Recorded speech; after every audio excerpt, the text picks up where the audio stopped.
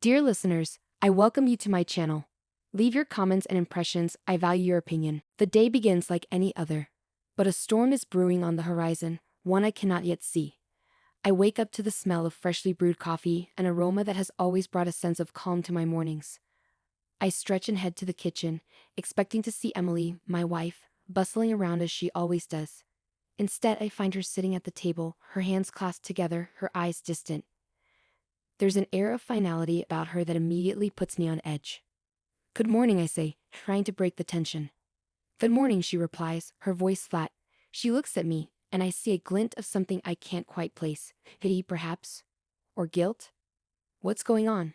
I ask, my stomach tightening. She takes a deep breath, as if steeling herself for what she's about to say.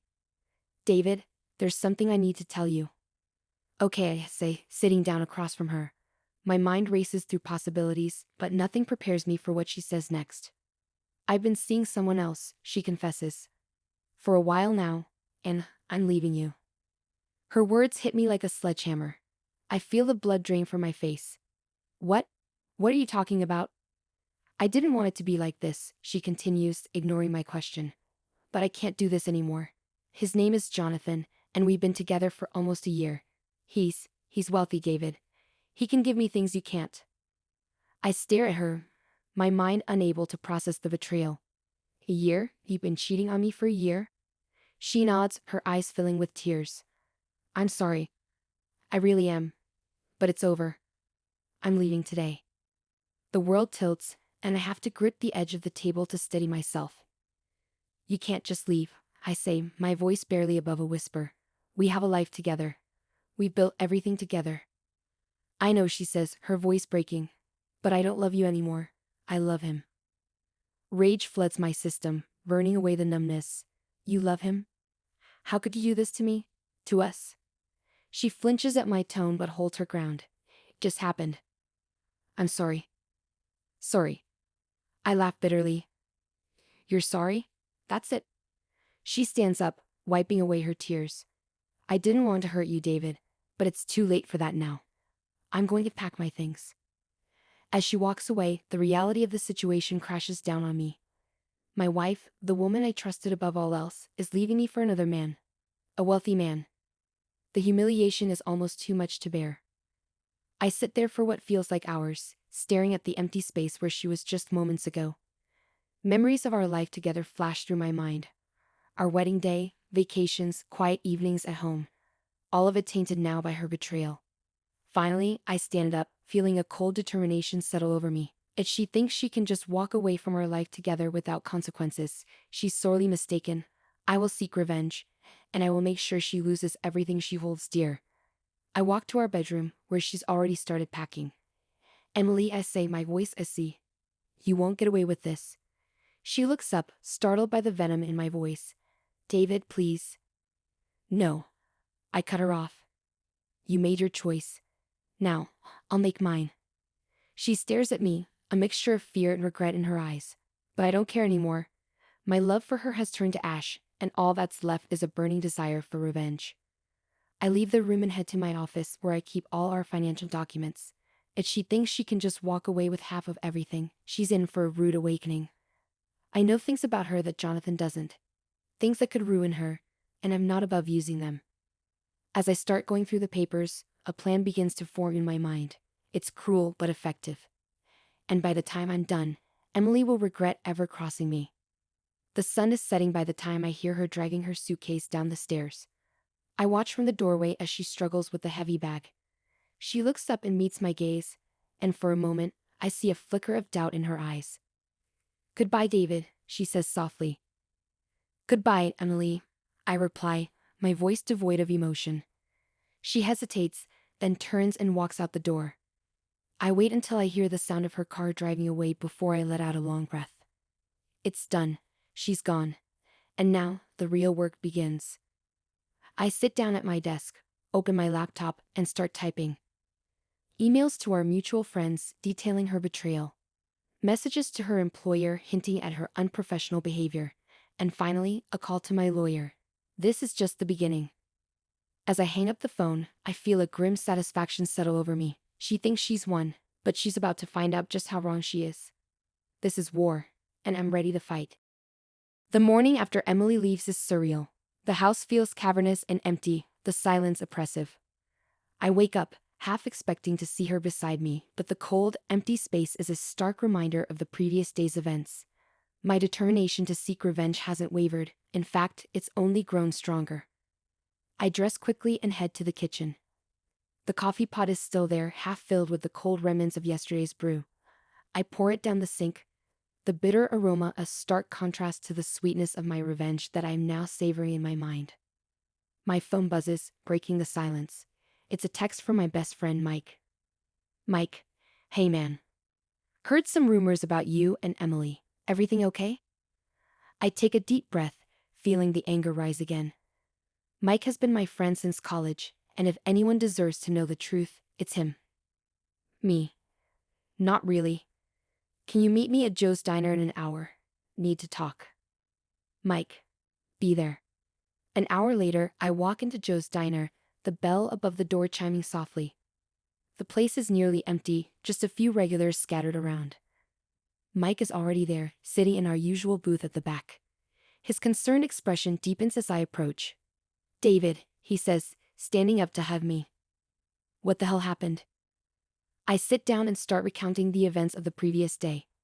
Mike listens intently, his face growing darker with each passing minute. That bitch, he mutters when I finish. How could she do that to you? I don't know. I reply, my voice hollow. But I'm not going to let her get away with it. Mike leans in, his eyes gleaming with a mixture of concern and curiosity. What are you planning? I've already started, I say, lowering my voice. I've been gathering information, contacting people. She's not going to come out of this unscathed. Mike nods, a grim smile spreading across his face. Good. She deserves whatever you throw at her. And if you need any help, you know I'm here for you. Actually, I say, an idea forming, I could use your help. Emily and Jonathan are planning to go public with their relationship soon. I need to find out more about him, his business, his connections. Anything we can use against them. Mike grins. Consider it done. I have a few contacts who might be able to dig up some dirt. I'll get on it right away. We finish our breakfast discussing the plan in more detail. By the time we leave the diner, I feel more focused and determined than ever. Back at home, I start sorting through the financial documents again. Emily has always been meticulous about her finances, but she made a critical error. She trusted me completely. I know all her passwords, her bank details, everything. It doesn't take long to find some interesting transactions. Emily has been siphoning money into a separate account for months. I make note of the account number, my mind racing with possibilities. This is exactly the kind of leverage I need. That afternoon, I receive a call from my lawyer, Sarah. She's a sharp, no-nonsense woman who has handled all our legal affairs for years. David, she says, her tone professional but warm. I got your message. What's going on? I explain the situation, leaving out no details. Sarah listens carefully, asking a few pointed questions. Okay, she says finally, here's what we can do. First, we need to freeze that separate account. If we can prove she was hiding assets, it will work in your favor in the divorce. Second, we need to gather evidence of her infidelity. The more proof we have, the better. Can we do that? I ask, feeling a surge of hope. Absolutely, she replies. I'll get started on the paperwork right away. And David, I'm sorry you're going through this. We'll get through it. Thanks, Sarah, I say, feeling a weight lift off my shoulders. I appreciate it. As I hang up, my phone buzzes again. This time, it's a call from an unknown number. I answer, my curiosity piqued. Hello. David? The voice on the other end is soft, hesitant. It's Linda, Emily's sister. I'm taken aback. Linda and I have always gotten along, but we've never been particularly close. Linda, hi. What's going on? I just heard about you and Emily, she says, her voice trembling slightly.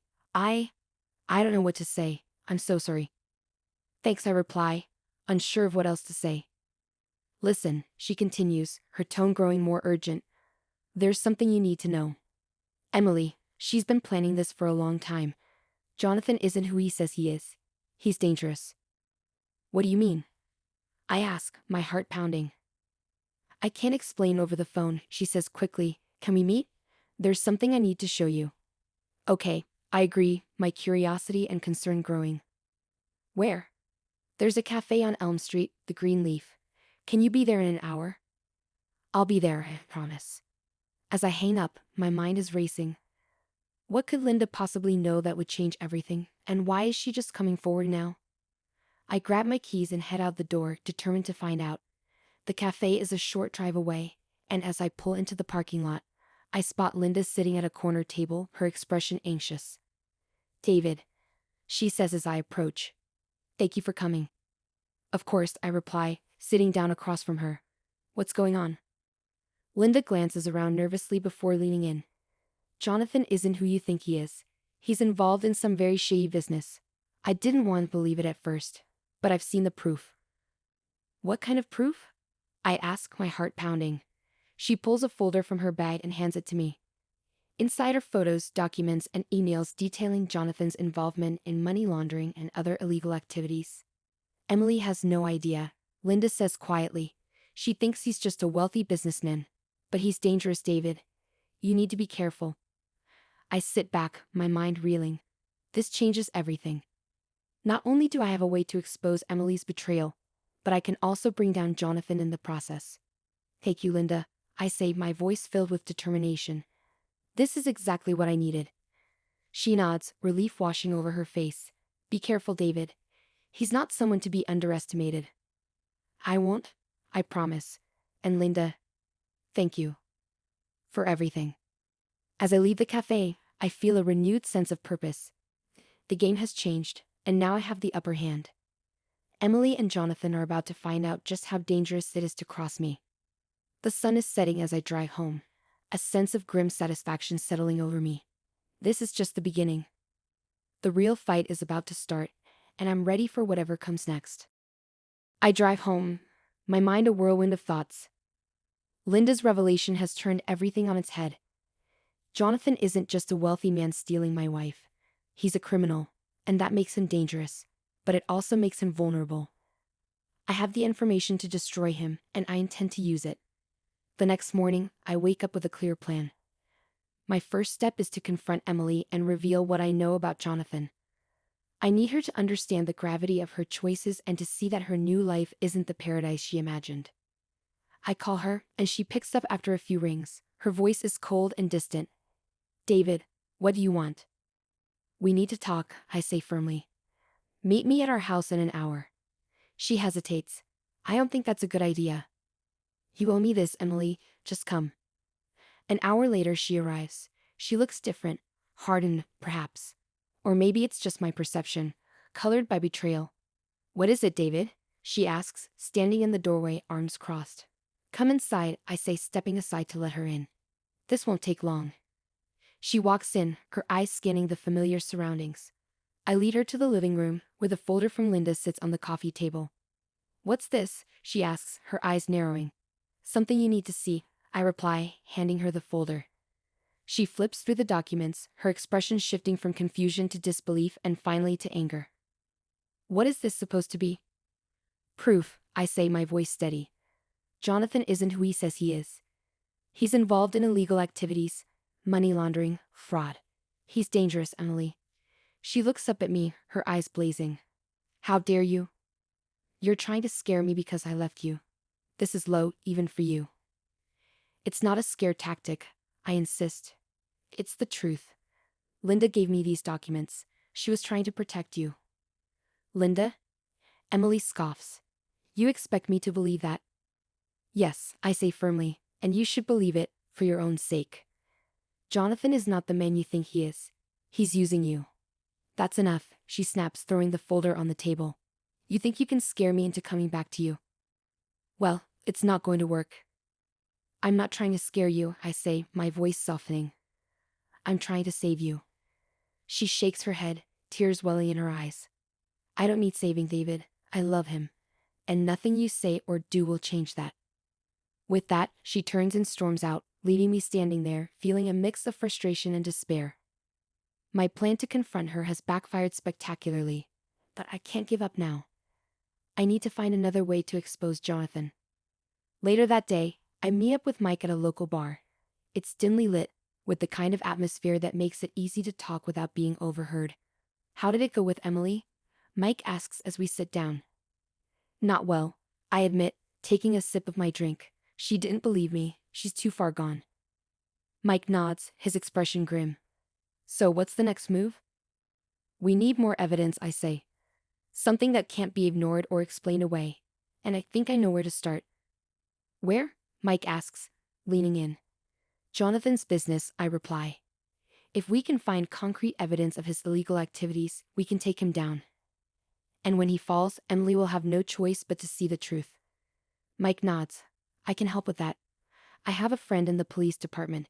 He might be able to get us some intel. Perfect, I say, feeling a spark of hope. Let's do it.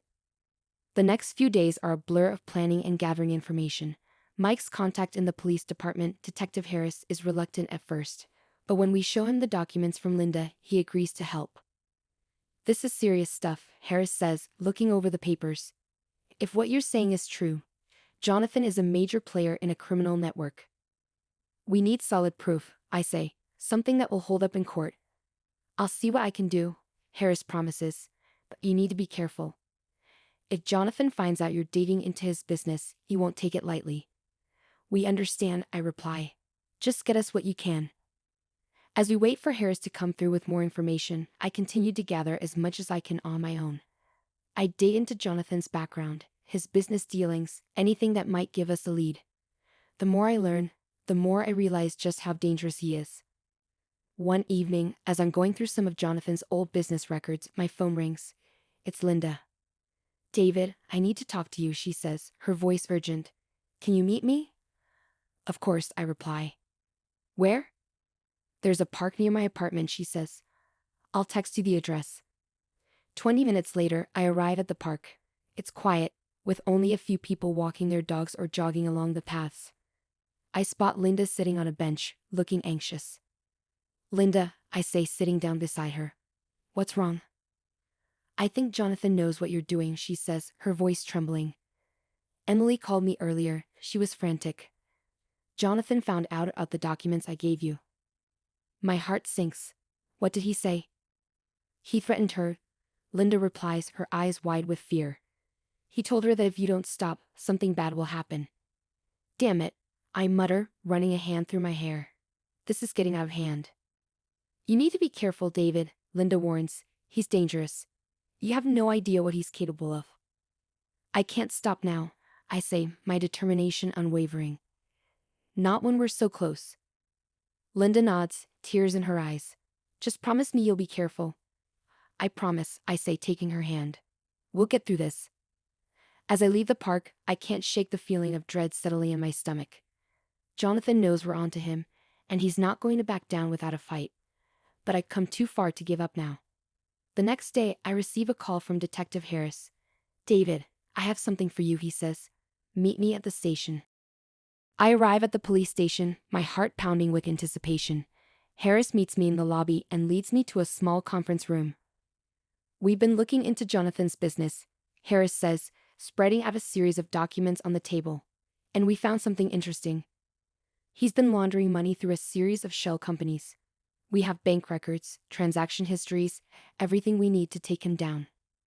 That's great, I say, feeling a surge of hope. What's the next step? We're going to launch a formal investigation, Harris replies, but we need your help. We need you to get close to Jonathan, gather more evidence, something that will seal the deal. I nod, determination filling me. I'll do whatever it takes. As I leave the station, I know the real battle is just beginning. I have the evidence I need to take Jonathan down, but I have to be careful. One wrong move, and everything could come crashing down. That night, I sit down at my computer and draft an email to Emily. It's time for her to know the truth.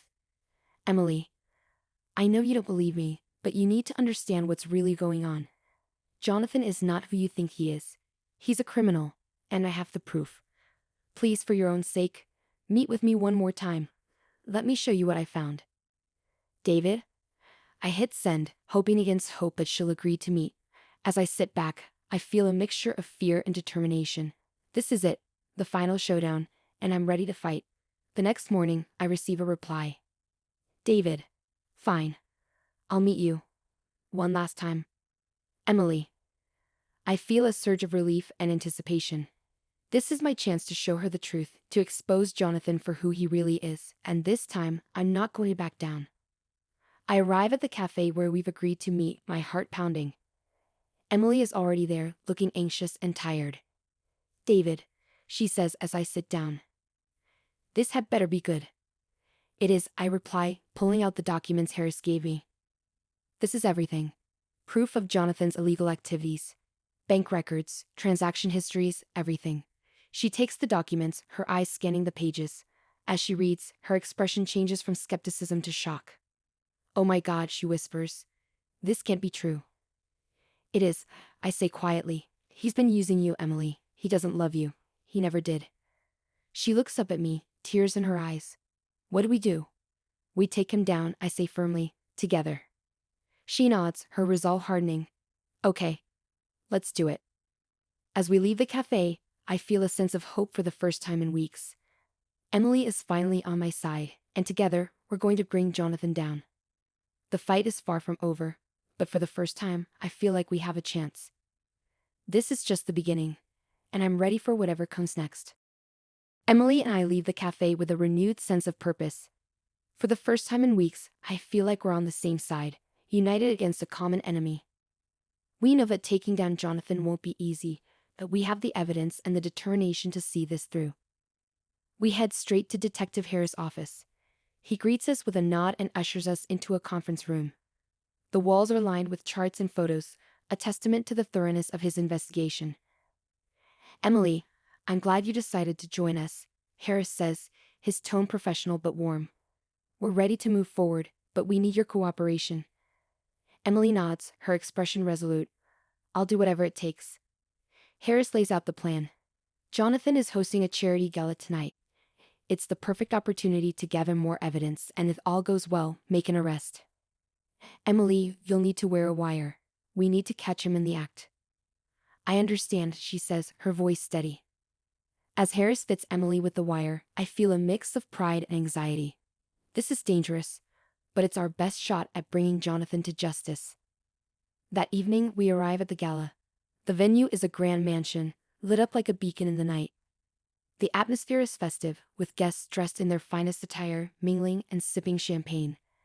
But beneath the surface, tension crackles like electricity.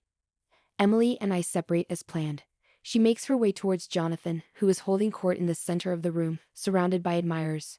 I blend into the crowd, keeping a close eye on them while maintaining a safe distance. Emily, darling, Jonathan says, greeting her with a kiss on the cheek. You look stunning. Thank you, she replies, her smile strained. Can we talk? In private? Of course, he says smoothly, taking her arm and leading her towards a secluded corner. I follow discreetly, my heart pounding. I can hear their conversation through the earpiece connected to the wire Emily is wearing. Jonathan, she begins, her voice trembling. I've been hearing things. Rumors about your business. I need to know the truth. Jonathan's expression darkens. What kind of rumors? That you're involved in illegal activities, she says, her voice barely above a whisper. Money laundering, fraud. I need to know if it's true. Jonathan's eyes narrow. Who told you that? Was it David? Emily hesitates, then nods. Yes, he showed me some documents. He said they were proof. Jonathan's face twists with anger. That bastard, he's trying to ruin us. Don't you see, he's desperate because you left him. Jonathan, please, Emily pleads. Just tell me the truth. Jonathan leans in, his voice low and menacing. The truth is, David doesn't know what he's talking about. He's trying to manipulate you. Don't let him. At that moment, Detective Harris and his team move in. Jonathan Winters, you're under arrest for money laundering, fraud, and other related charges. Jonathan's eyes widen in shock and fury. What? You can't do this. Yes, we can, Harris says, pulling out his badge. We have all the evidence we need, and your conversation just now sealed the deal.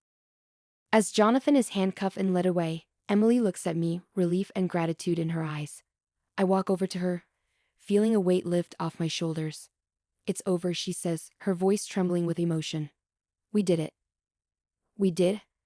I reply, pulling her into a hug. It's finally over. Or so we think. As the police escort Jonathan out, he suddenly breaks free, grabbing a gun from one of the officers. The room erupts into chaos as guests scream and scatter. Everyone get down, Harris shouts, drawing his own weapon. Jonathan points the gun at me, his eyes blazing with hatred. You. This is all your fault. Jonathan, don't. Emily cries, stepping in front of me. Please don't do this. Get out of the way, Emily, Jonathan snarls. This is between me and him. Jonathan, put the gun down, Harris commands, his voice calm but firm. It's over.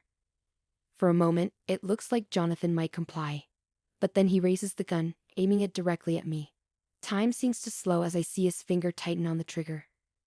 Suddenly there's a blur of movement. Mike, who had been helping Harris' team, tackles Jonathan from the side. The gun goes off, the sound deafening in the confined space. I feel a searing pain in my shoulder and stumble backward. David. Emily screams, rushing to my side. Harris and his team quickly subdue Jonathan, disarming him and securing him in handcuffs once more. The room is still, the tension palpable. I'm fine, I manage to say through gritted teeth, clutching my shoulder. It's just a graze. Paramedics arrive and tend to my wound, confirming that it's not serious. As they bandage me up, I look over at Emily, who is watching me with a mix of fear and relief. I'm so sorry, David, she whispers, tears streaming down her face. I never meant for any of this to happen. It's not your fault, I say, reaching out to squeeze her hand. We did what we had to do. The police escort Jonathan away, this time under much tighter security. Harris approaches us, his expression grave but relieved. That was close, he says. But we got him. He's going away for a long time. Thank you, I say, feeling a surge of gratitude. For everything. It's my job, Harris replies with a nod. You two take care of yourselves. You've been through a lot. As the crowd begins to disperse and the police wrap up their investigation, Emily and I sit down on a nearby bench, exhausted but relieved. What happens now? She asks, her voice small and uncertain. We move forward, I say, squeezing her hand. One step at a time. As the days pass, life begins to return to a semblance of normalcy. Jonathan's arrest makes headlines, and the story of his criminal activities becomes public knowledge. Emily and I attend the trial, where he is found guilty on all charges and sentenced to a lengthy prison term. In the aftermath, Emily and I start to rebuild our lives. The road to healing is long and challenging, but we face it together. Our relationship, once fractured, begins to mend as we navigate the complexities of trust and forgiveness. One evening, a few months later, we're sitting on the porch, watching the sunset. The air is cool and the sky is painted with hues of orange and pink. You know, Emily says, breaking the comfortable silence, I never imagined things would turn out this way. Neither did I admit, taking her hand in mine. But we come through it stronger. She smiles, a genuine heartfelt smile. Yes, we have. As we sit there, I realize that despite everything we've been through, there's a sense of peace. The storm has passed, and a new chapter of our lives is beginning. It's not the ending I expected, but it's a beginning filled with hope and possibility.